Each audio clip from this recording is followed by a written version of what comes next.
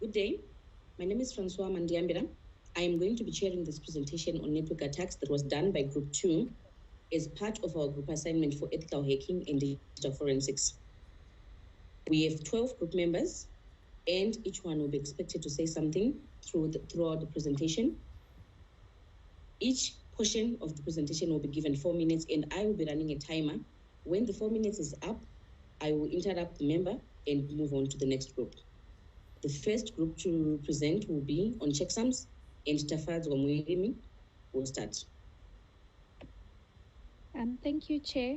Good day. I'll be taking you through the checksum portion of the presentation. So what is a checksum? A checksum is a small-sized data block which is calculated from a digital data block. They are also known as hashes.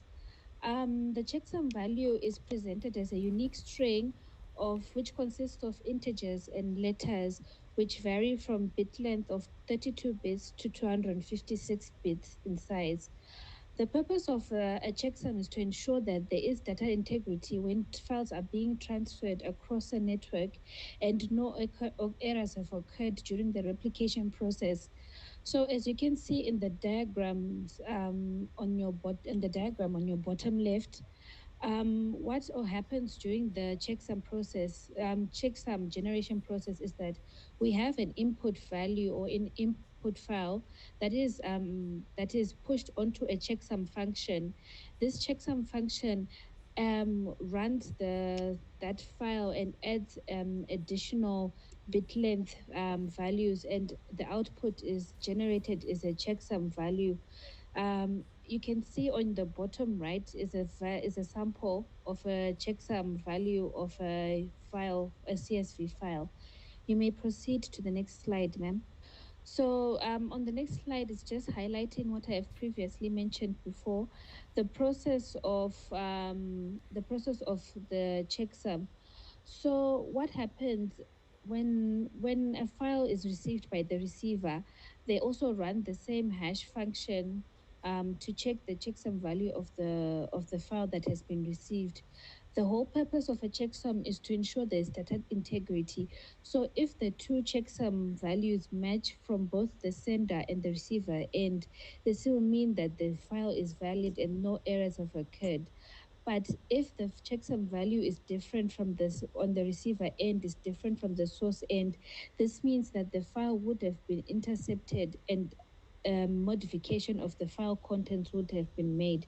This will result in the file being deemed as invalid and indicate that there has been checksum spoofing that would have occurred during the file transfer process. With that, I will give the platform back to you, Chair. Thank you. Thank you very much, Tafazwa. Very good time management. We will now move on to IP spoofing. Okay, thank you, Chair. Good day. I'm Salom Gandin, and I'll take you through IP spoofing. IP spoofing can be defined as a falsification of an IP address. It is also the process of replacing the source IP address with a fake IP address from the IP packets, so as to hide the real identity of the sender. As you can see from our diagram there, this is how IP spoofing works. Maybe just to explain a little bit, every device that is connected to the internet, it has got an IP address, which is a unique identity. So what happens is that when the data is traveling to the internet, it is made up of packets, and this packets has got a header, and the header contains the source and the destination IP address.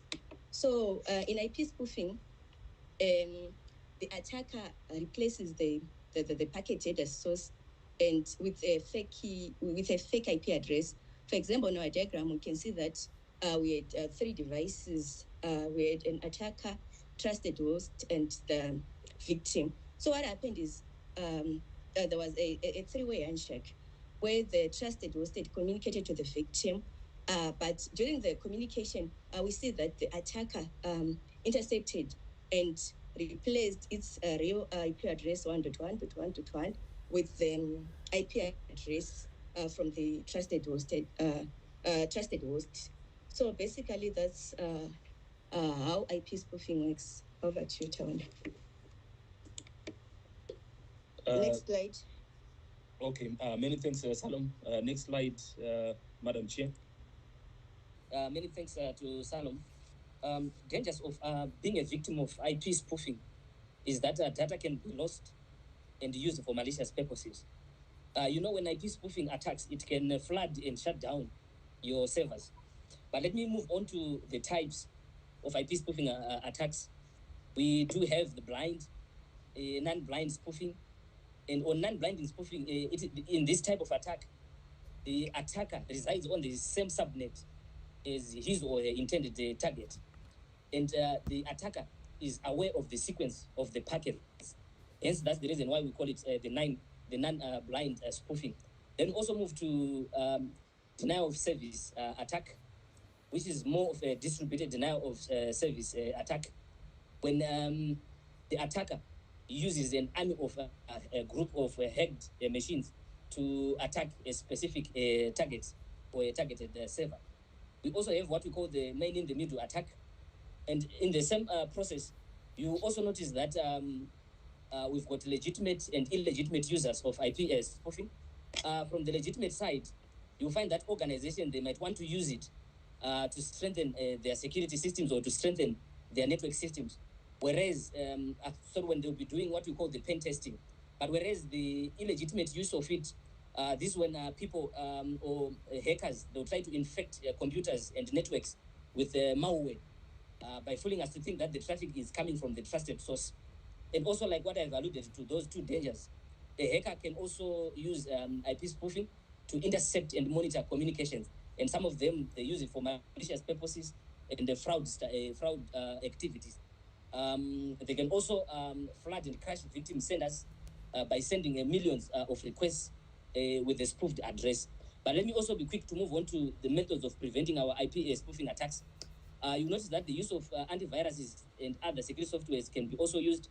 It's also highly recommended that enablement of encryption sessions can also be used to deter IP spoofing attacks.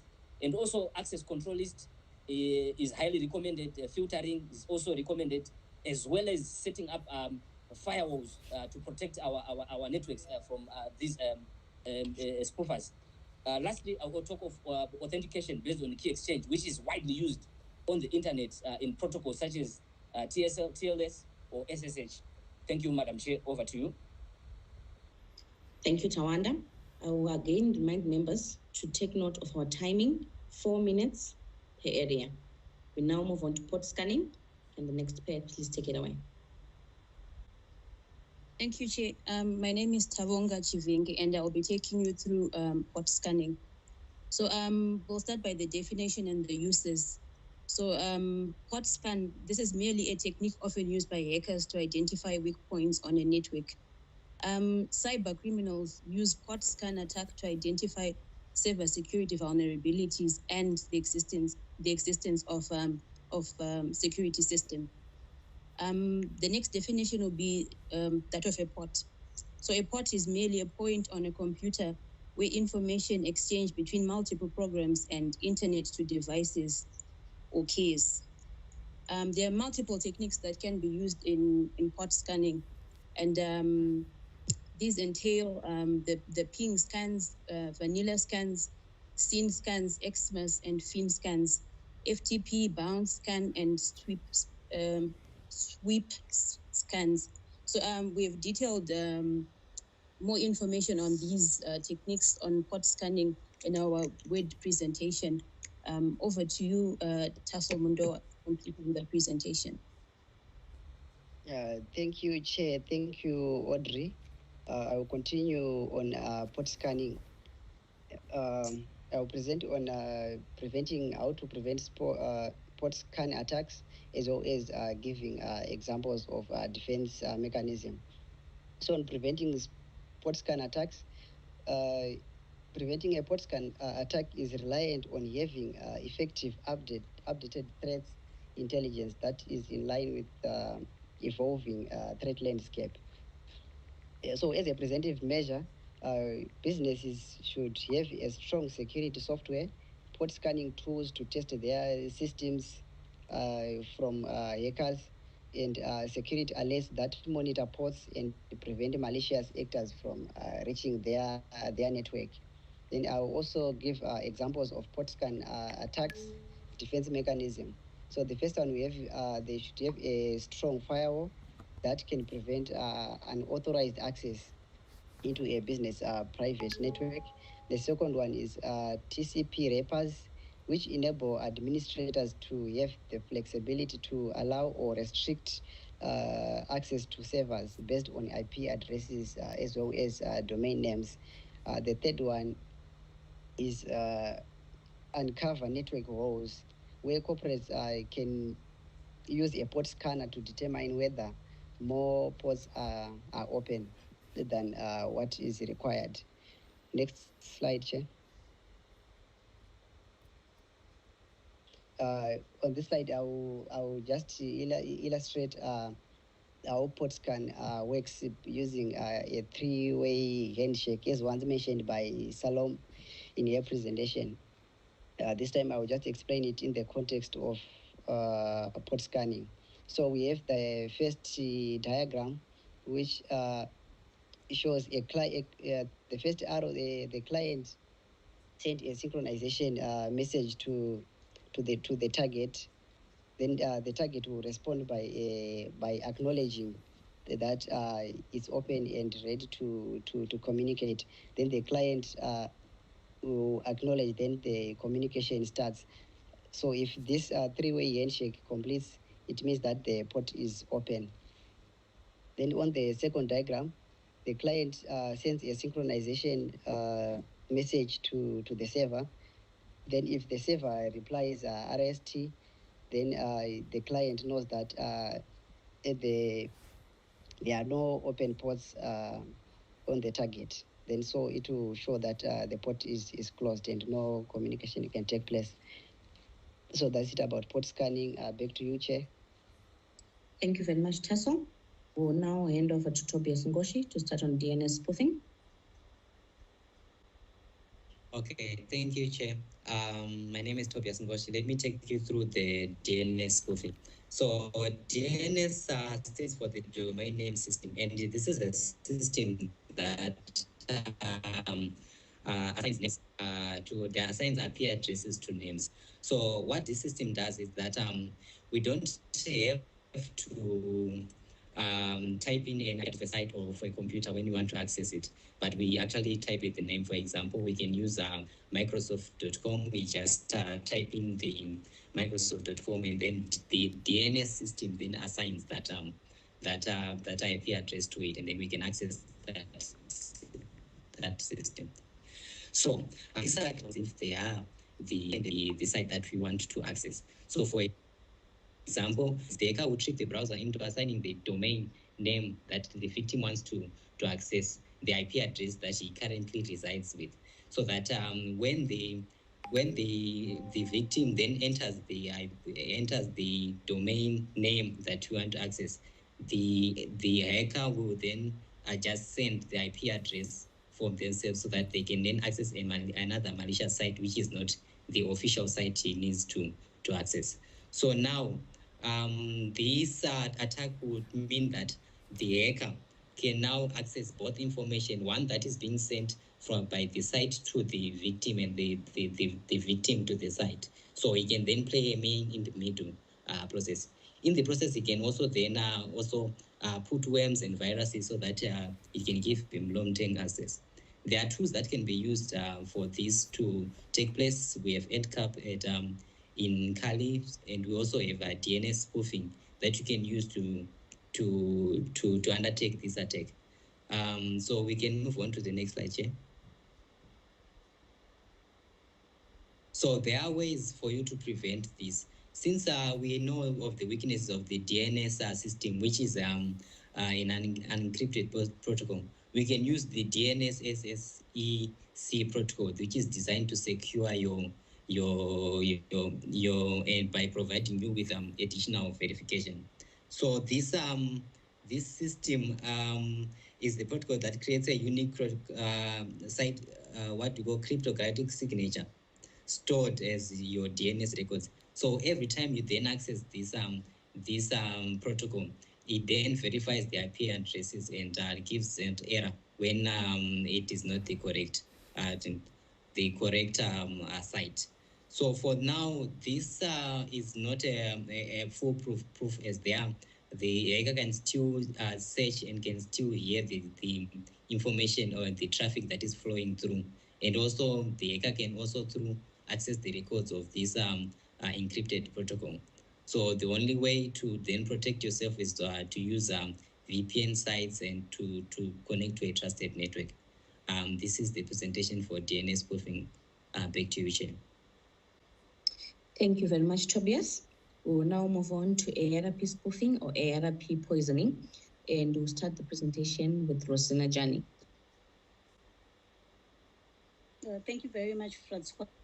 I'm Rosina Jani, and I'm going to be presenting on ARP spoofing or ARP poisoning. ARP stands for Address Resolution Protocol and is used to resolve MAC addresses to IP addresses on a network. If a hacker can spoof the MAC address resolution process, they can successfully masquerade as a network device, which they are not. And for the above reason, ARP spoofing is also known as the man-in-the-middle attack. A successful ARP poisoning is difficult to detect because it can be stealth. And once ARP poisoning is logged in place, the attacker can spy, steal documents, get credentials to any system, or even do updations on information that is there. So I think this is basically what I can talk about on ARP spoofing. I'm going to hand over to Moses, who's going to be talking about what really transpires when you're talking about ARP. Okay, thank you. Over to you, Moses. Okay, thank you very much, Rosina. My name is Moses Marimo. I'm going to give more details on ARP spoofing.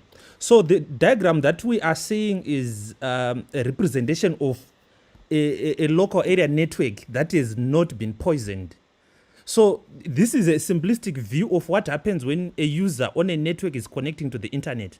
They send a request which is intercepted by a gateway. A gateway will implement network address translation, and usually they are called NAT gateways, to allow the user's traffic to go onto the internet. And once a response is available, the response is relayed back to the user. That is a simplistic view of a LAN connecting to the internet. Now let's go to the next slide. We can go to the next slide with a diagram. We now want to talk about what happens when the LAN is now poisoned, when the LAN has been successfully attacked with ARP poisoning. You can go to the next slide. Right. So when the LAN has been successfully attacked, what happens is, remember the last slide we were showing a simplistic diagram which shows a user connecting to the internet through a NAT gateway. But once the app has been poisoned, the hacker's machine will intercept the user's traffic. So a hacker, during their network reconnaissance, they identify IP addresses of their target victims on the network. And the hacker also should identify the IP address of the network gateway, because they will need both, the address of the victim and the address of the network gateway. So to be effective, most hackers actually use Kali Linux because it comes pre-installed with a lot of these tools. The hacker will use, for this attack, the hacker can successfully do it by using two utilities that are already pre-installed on Kali Linux. These two utilities are Etacap. This tool will be used to launch the app spoofing attack, and Wireshark. This tool will be used to monitor and grab network traffic. And if the traffic is not encrypted, they can actually view login details of sites that the user is trying to access. And a successful app spoofing attack will require both the victim computer and the gateway to be spoofed. So after a successful spoofing attack, the victim computer will send network traffic to the hacker's machine instead of the gateway. The hacker's machine can scan this traffic and copy documents and passwords. The hacker's device will have routing capabilities, should have routing capabilities to enable it to forward the diverted traffic to the actual network gateway.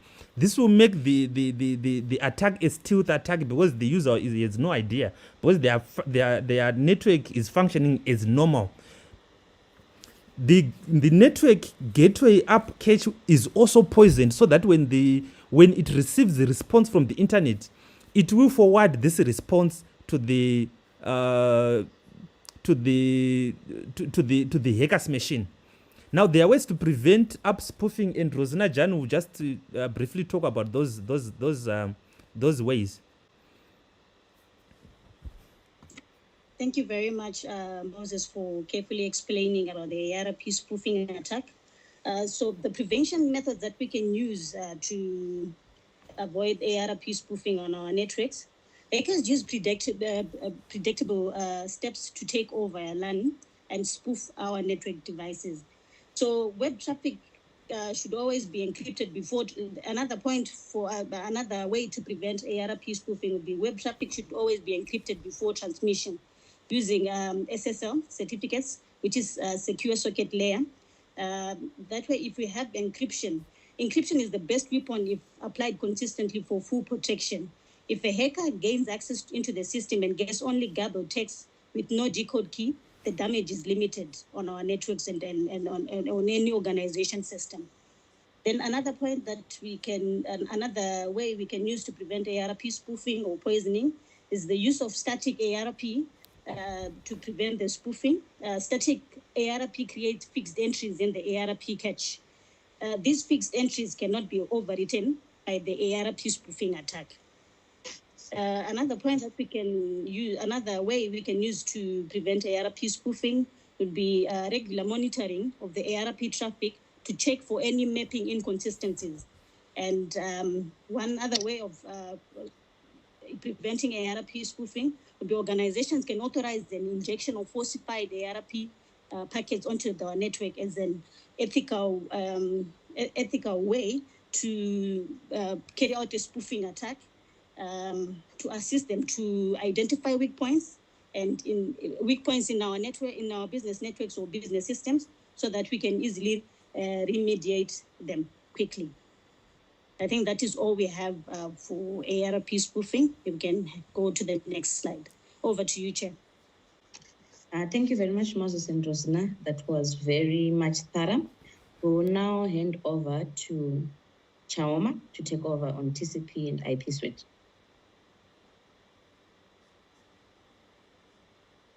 Thank you, Madam Chair. It's actually Ruby who will be starting, and I'll hand over to Chaoma to finish the rest of the presentation. Moving over to TCP or IP suite.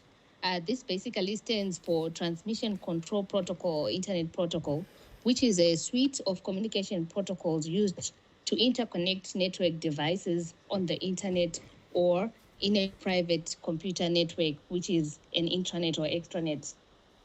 The TCP or IP protocol suite functions as an abstraction layer between the internet applications and the routing and switching fabric. It specifies how data is exchanged over the internet by providing end-to-end communications that identify how it should be broken into packets, addressed, transmitted, routed, and received at the destination. The protocol requires very little central management and is designed to make networks reliable with the ability to recover automatically from the failure of any device on the network. The main protocols in the IP suite serve specific functions. We'll start with the TCP, which defines how applications can create channels of communication across a network.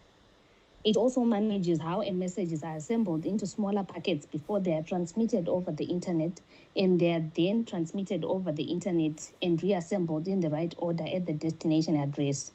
This guarantees the integrity of the data being communicated over a network.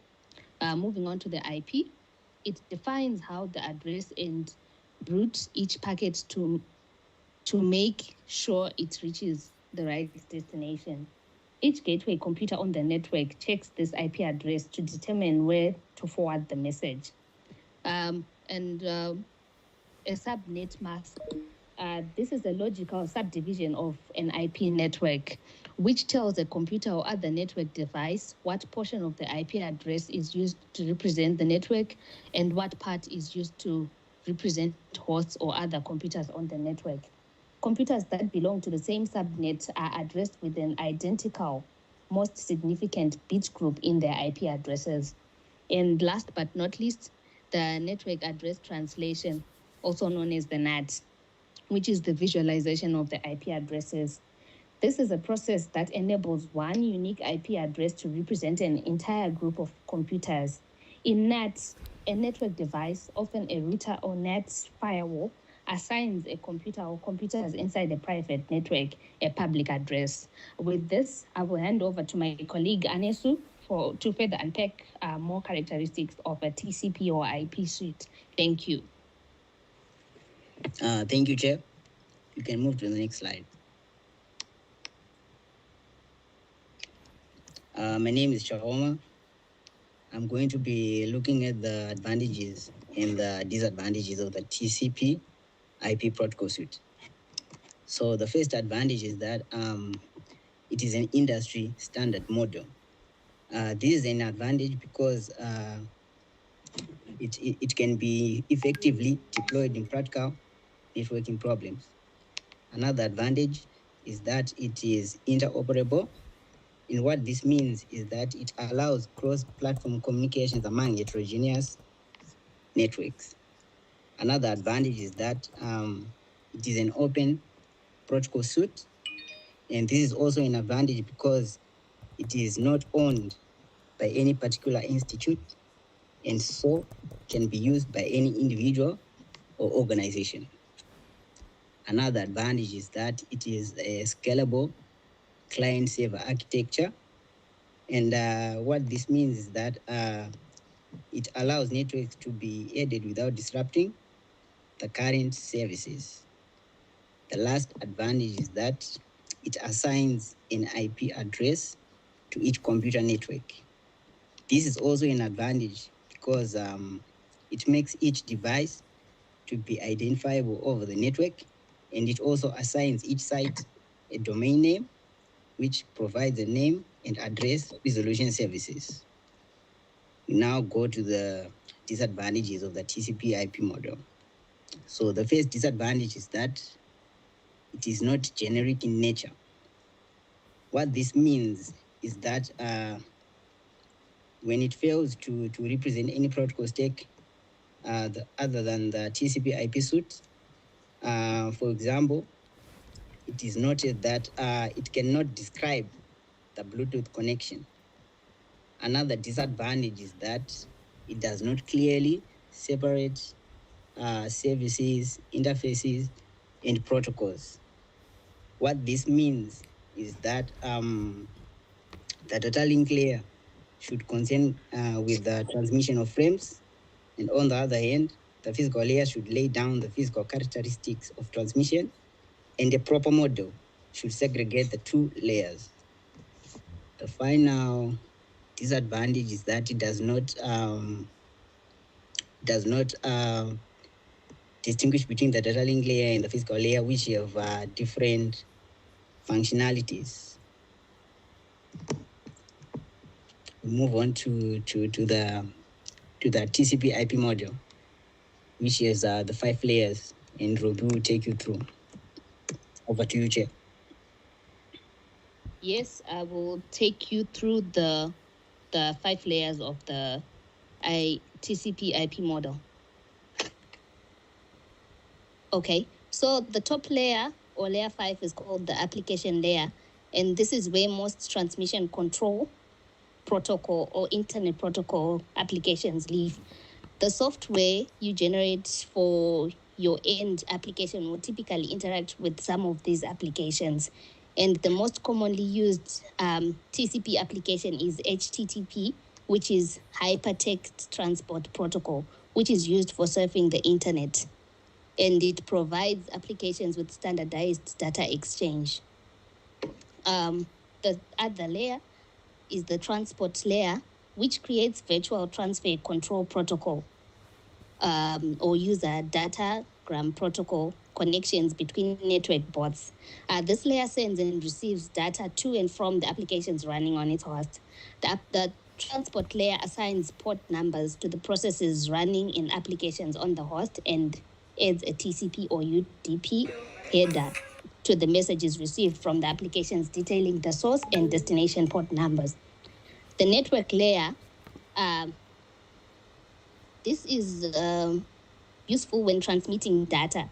This layer adds a header containing the source and destination IP address to the data received from the transport layer. The packet it creates will then be forwarded to the MAC or data link layer. And when receiving data, this layer is used to determine if the packet received by the host contains the host's IP address. If it does, the data is forwarded up to the transport layer. Just for information purposes, this is also called the internet layer, and it deals with packets and connects independent networks to transport the packets across network boundaries.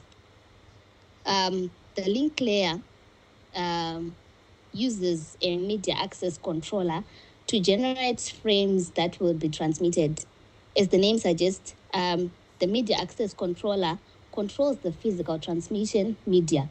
The wireless transmission media used for Wi-Fi has different requirements from the wired transmission media used for Ethernet, and therefore needs a different media access controller.